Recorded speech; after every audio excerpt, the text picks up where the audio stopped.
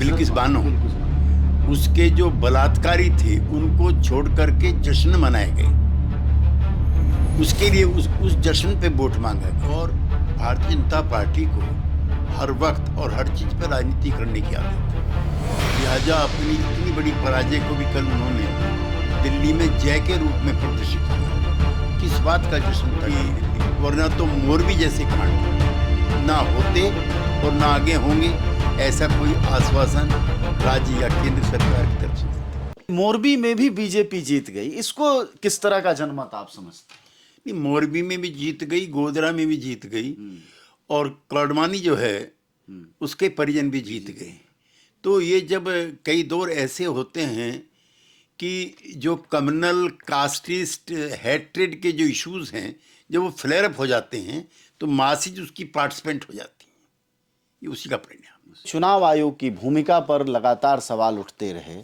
आपको लगता है कि चुनाव फ्री एंड फेयर हुआ है? ऐसी स्थितियां देखिए, चुनाव आयोग की भूमिका बहुत दिनों से, कांग्रेस के शासनकाल से ही संदिग्ध रही है। छोड़ करके शासन के दिनों को या अटल जी के समय के कुछ दिनों को, चुनाव आयोग बायस्ड है। इनकी जिस तरह से नियुक्तियां की जाती हैं, एक सरकारी पद हो गया है। इसलिए सुप्रीम कोर्ट को भी इसमें इंटरवेंशन करना पड़ा। उनका कहना है कि नेता प्रतिपक्ष और CJI, chief justice of India, इनको भी इसमें शामिल किया जाना चाहिए, क्योंकि गवर्नमेंट के रिटायर्ड या कार्यरत जो आईएएस अफसर हैं, जो रोज़ फेवर सीख करते हैं, वो इन पदों पे जाते हैं। लिहाजा गुजरात से लेकर के सब जगह इन्हीं की भूमिका पार्टीशन है, एक तरफा है। अब वक्त आ गया है कि जब सब दलों को मिलकर के इसके लिए एक नया कोड ऑफ कंडक्ट बनाया जाना चाहिए। और गुजरात में तो जो सारे मापदंड हैं वो हर बार टूटते हैं, इस बार भी टूटे हैं चुनाव आयोग की भूमिका को लेकर। जो प्रधानमंत्री मोदी की पार्टी ने वोट मांगा गुजरात में, वह 27 साल के काम पर नहीं मांगा। वह गुजरात काशी विश्वनाथ पर मांगा, राम मंदिर पर मांगा, धारा 370 पर मांगा। तो मुद्दों पर इस बार भी चुनाव नहीं हो पाया गुजरात में। नहीं, इनसे आगे जाकर के जो सोहराबुद्दीन है और जो महिला थी बिल्किस बानो, उसके जो बलात्कारी थे उनको छोड़ करके जश्न मनाए गए। उसके लिए उस जश्न पे वोट मांगा गया। जो मंत्री थी, जो दंगों में शामिल थी, जिसकी सजा हुई थी, माया कोडवानी, उसके परिजनों को टिकट देकर के उसके लिए मांगा गया। गृह मंत्री ने बहुत स्पष्ट शब्दों में कहा कि अब यहाँ दंगे बंद हो गए हैं, चूंकि हमने इनका इलाज 2002 में कर दिया था। तो जो एकदम सांप्रदायिकता की नफरत की जो इंतहा हो सकती है, उन मुद्दों को पुनर्जीवित करके वोट मांगा गया। वरना तो मोरबी जैसे कांड ना होते और ना आगे होंगे, ऐसा कोई आश्वासन राज्य या केंद्र सरकार की तरफ से नहीं था। चुनाव परिणाम आए हैं, उसको लेकर आपकी क्या टिप्पणी? नहीं, चुनाव परिणाम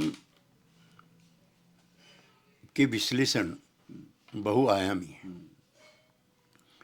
गुजरात की जो अनएक्सपेक्टेड विक्ट्री है वो एक्सपेक्टेड थी। गुजरात भारतीय जनता पार्टी का और प्रधानमंत्री नरेंद्र मोदी जी की प्रयोगशाला है। वो देश के प्रधानमंत्री हैं, लिहाजा उनकी कद काठी के हिसाब से पहले से भी अच्छे नतीजे गुजरात के लिए आए हैं। उनके लिए उनको मुबारकबाद। लेकिन कुल मिलाकर के ये सत्ता केंद्र की और राज्यों की सत्ता विरोधी अभियान भी है। हिमाचल की हार, जहाँ की पार्टी के राष्ट्रीय अध्यक्ष हैं, उनको बहुत दिन तक परेशान करेगी। इसी तरह जो उपचुनाव हुए हैं उसमें मैनपुरी, खतौली उत्तर प्रदेश, सरदार शहर राजस्थान, इसी तरह से उड़ीसा और खतौली, जहाँ जहाँ भी उपचुनाव हुए हैं उसमें इनकी हार हुई है भारतीय जनता पार्टी की। और उत्तर प्रदेश की जो हार है वो जरूर इनको आने वाले दिनों में परेशान करने वाली है। और भारतीय जनता पार्टी को हर वक्त और हर चीज़ पर राजनीति करने की आदत है। लिहाजा अपनी इतनी बड़ी पराजय को भी कल उन्होंने दिल्ली में जय के रूप में प्रदर्शित किया है। किस बात का जश्न था कल दिल्ली?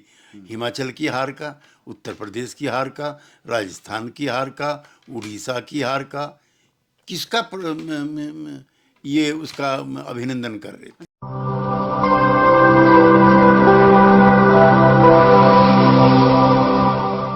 जन ज्वार जनता की